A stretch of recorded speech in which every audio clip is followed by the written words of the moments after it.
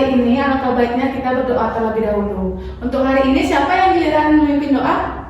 Izin Ibu, saya yang gilirannya. Baik, untuk Radit dipersilahkan untuk memimpin doa. Baik Ibu, di sini saya izin memimpin doa. Doa dimulai. Ya Tuhan, kami memohon kebijaksanaan dan pengetahuan. Berikan kami kemampuan untuk memahami dan mengaplikasikan ilmu yang diberikan. Kami berdoa agar proses belajar ini membawa manfaat bagi kami dan orang lain. Amin. Doa selesai. Baik, sebelum membuka perkuliahan, izinkan saya membuka dengan salam terlebih dahulu. Om Swastiastu, Assalamualaikum warahmatullahi wabarakatuh. Shalom, namo buddhaya, salam sejahtera bagi kita semua, dan salam harmoni. Salam harmoni. Baik, terima kasih Radit atas doa dan juga salamnya. Baik anak-anak, apa kabar hari ini? Baik, Bu. Baik, agar kalian lebih semangat untuk mengikuti sesi counseling hari ini, kita akan melaksanakan ice breathing terlebih dahulu. Kalian siap? Siap, Ibu. Baik, untuk teknis ice breathing kita kali ini yaitu kita akan bermain sambung kata. Kalian pernah dengar nggak permainan itu? Tidak, Ibu.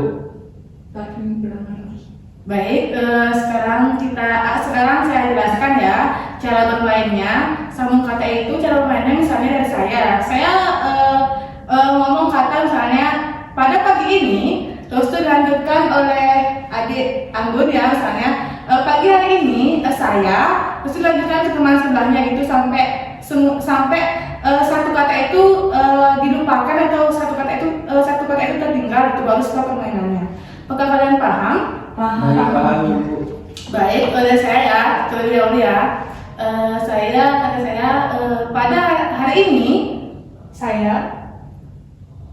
Nah, salah. Pagi pada hari pagi kamu nggak? Ya, kamu ngomong kata saya gitu kayak saya kan tadi bilang. Oh, gitu. Pada hari ini.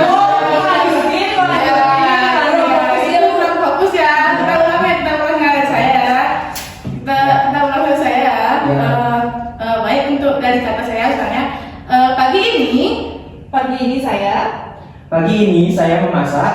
Pagi ini saya memasak nasi goreng. Pagi ini saya masak nasi goreng di. Pagi ini saya memasak nasi goreng di kamar.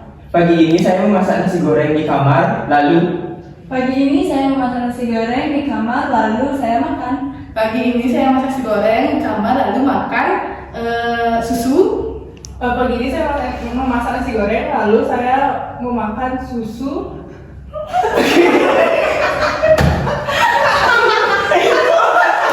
Karena kalian sudah kelihatan happy, udah lebih segar gitu, kita cukupkan sekarang ice breathing-nya. Sekarang kita lanjut ke sesi counseling pada hari ini.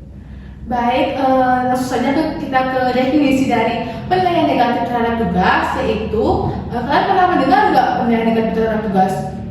Tidak. Baik, sekarang Ibu jelaskan. Jadi penilaian negatif terhadap tugas sekolah merupakan pemberian nilai yang rendah atau tidak memuaskan terhadap hal atau tugas yang dilakukan oleh siswa. Nah, penilaian negatif terhadap tugas ini juga merupakan suatu bentuk persepsi dan juga respons subjektif dari siswa yang bersifat pesimis atau menolak terhadap tugas akademik yang diberikan oleh guru tersebut. Nah, hal itu dianggap membebani, tidak relevan atau tidak menyenangkan.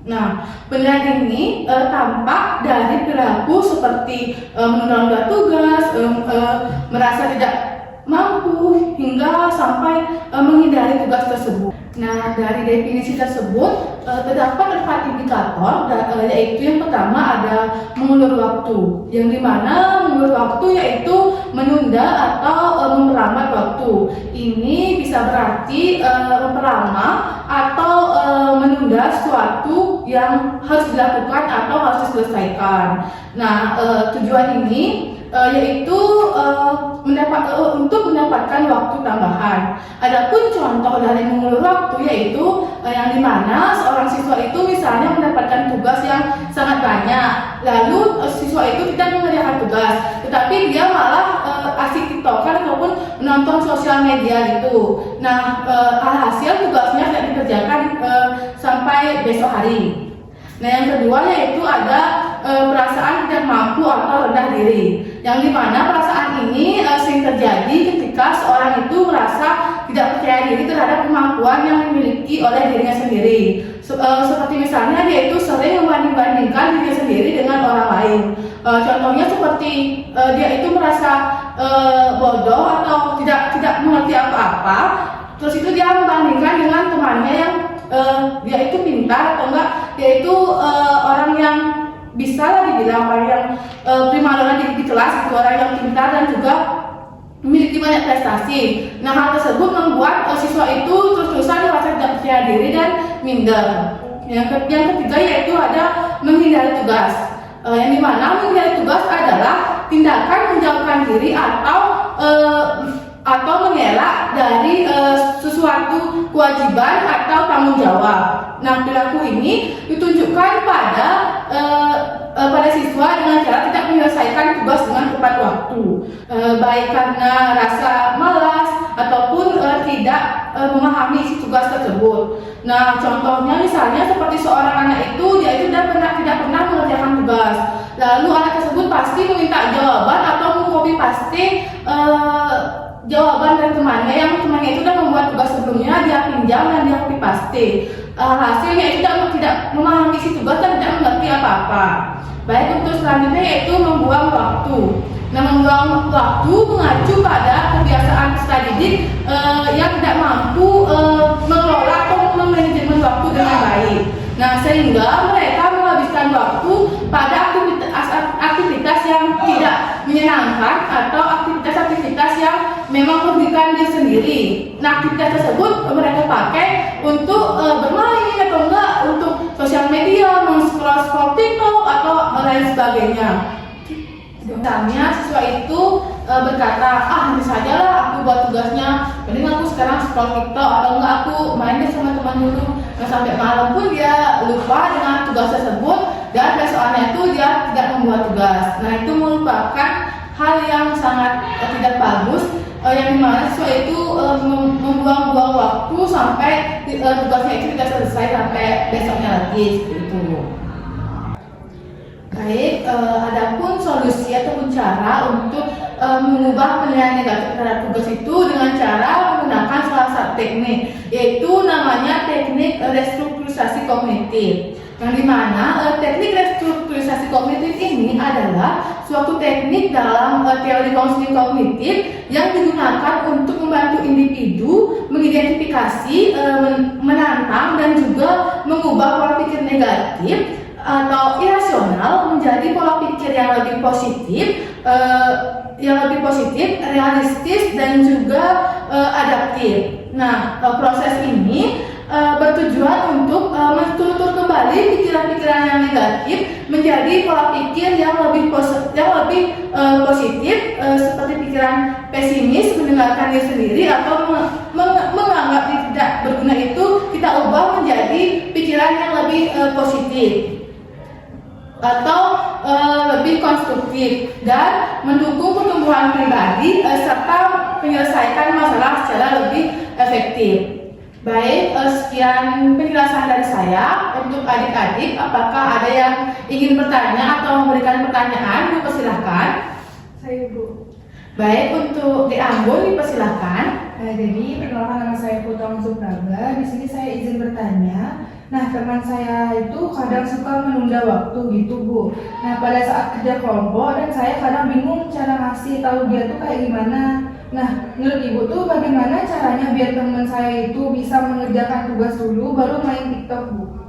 Baik, untuk di Anggun, pertanyaannya sangat bagus sekali ya Dik. Jadi salah satu cara yang bisa dilakukan untuk memberitahu temannya dengan cara menggunakan teknik restrukturisasi kognitif, yang dimana kamu menstruktur kembali pikiran-pikiran negatif dari teman kamu itu menjadi pikiran yang lebih positif. Cara pikir ini merupakan cara berpikir dari teknik restrukturisasi kognitif. Nah, kamu bisa ajak teman kamu untuk berpikir seperti ini. Misalnya teman kamu bilang gini, nanti aja deh buat tugasnya, mending aku nonton TikTok. kamu bisa berikan solusi atau bisa berikan pengertian teman kamu dengan cara seperti ini. Ayo kita buat dulu tugasnya, yuk. Kalau tugasnya lebih cepat selesai, kita lebih cepat juga untuk TikToknya atau main TikToknya. Semakin kita mengulur waktu, semakin kita selesainya lebih lambat dan juga semakin lama kita nonton TikToknya. Mendingan sekarang kita buat dulu tugasnya dan nanti kita bisa puas-puasin untuk nonton TikTok. Nah, itu bisa kamu berikan ke teman kamu pengertian seperti itu. Setelah kamu berikan pengertian seperti itu, mungkin temanmu akan lebih berpikir kayak, oh ya juga ya, mending selesaikan tugasnya dulu daripada aku ini nonton TikTok lagi lah gitu. Mending selesai mengerjakan tugas baru kita nonton TikTok sama-sama atau membuat TikTok sama-sama. Seperti itu ya, Bu. Apakah bisa dipahami jawaban saya? Baik Bu, sangat bisa saya pahami. Terima kasih. Baik, terima kasih ya, Bu. Untuk adik-adik yang lain, apakah ada pertanyaan? Tidak, Bu. Baik, kalau tidak, sesi coaching hari ini Ibu tutup. Mohon maaf apabila Ibu ada kata-kata yang salah ataupun penjelasan yang keliru. Mohon maaf. Untuk menutup sesi ini kita akhiri dengan doa. Untuk Radit dipersilakan untuk memimpin doa dan menutup perkuliahan dan menutup sesi coaching pada hari ini. Baik Bu, terima kasih atas kesempatannya. Di sini saya izin memimpin doa untuk menutup perkuliahan. Sebelumnya doa saya pimpin, doa dimulai. Ya Tuhan, kami mengucapkan syukur atas kesempatan untuk mempelajari teori konseling kognitif. Berikanlah kami kekuatan untuk mengamalkan ilmu yang telah kami pelajari dan jadikanlah kami pribadi yang lebih baik. Semoga ilmu yang kami dapatkan bermanfaat bagi diri kami dan orang lain. Amin. Doa selesai. Baik Ibu, untuk perkuliahannya saya tutup dengan Para Om Santi. Om Santi Santi Santi Om. Wassalamualaikum warahmatullahi wabarakatuh. Shalom, Namo Buddhaya, salam sejahtera bagi kita semua dan salam harmoni. Salam harmoni. Baik, terima kasih adik-adik, sampai ketemu di minggu depan. Terima kasih Bu. Terima kasih, sama-sama.